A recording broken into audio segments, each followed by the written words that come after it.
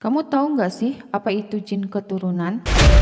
Jin keturunan adalah jin yang setia mengikuti manusia secara turun-temurun dari leluhur yang mempunyai khodam, pusaka, ilmu-ilmu kesaktian akibat perjanjian masa lalu. Jin tersebut masuk tanpa diminta. Ketika leluhurnya meninggal, jin nasab ini akan mengikuti terus dan membelenggu anak keturunannya. Bahayakah jika diikuti jin nasab? Tentu saja, karena dengan adanya jin nasab pada tubuh seseorang akan menimbulkan penyakit-penyakit tertentu, baik penyakit fisik maupun penyakit psikologis. Ustadz Faizar menjelaskan, ada 16 ciri-ciri gangguan jin nasab atau jin keturunan. Jangan merasa bangga dan senang dengan adanya jin keturunan karena sangat berbahaya dalam kehidupan. Bayarannya mahal karena tanpa perjanjian di awal. Sebagaimana firman Allah dalam Quran surat Al-Jin ayat 6, dan sesungguhnya ada beberapa orang laki-laki dari kalangan manusia yang meminta perlindungan kepada beberapa laki-laki dari kalangan jin, tapi mereka jin menjadikan mereka manusia bertambah sesat.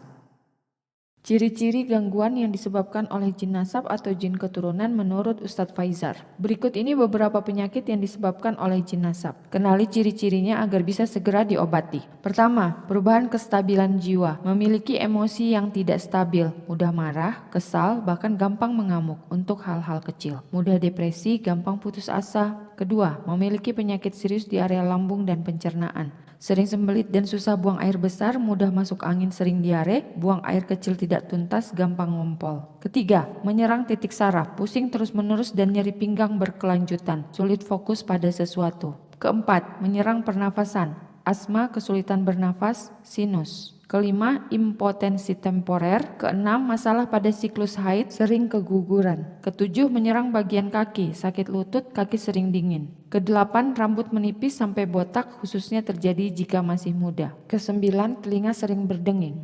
Ikrar memutuskan perjanjian dengan jin keturunan.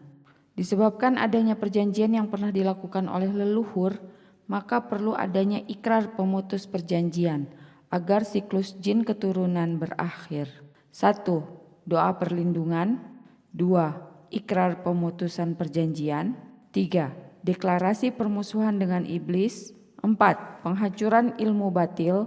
5. Doa perlindungan dan husnul khotimah. Kamu tahu nggak sih doa yang paling ditakuti jin dan setan? Doa ini pernah dibaca oleh Nabi Muhammad SAW ketika Isra Mi'raj, sehingga membuat jin ifrit tersungkur.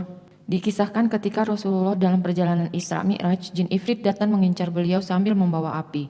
Jibril berkata kepada Rasulullah SAW, "Maukah engkau aku ajarkan satu kalimat? Apabila engkau mengucapkannya, maka apinya akan padam dan dia akan jatuh tersungkur pada wajahnya."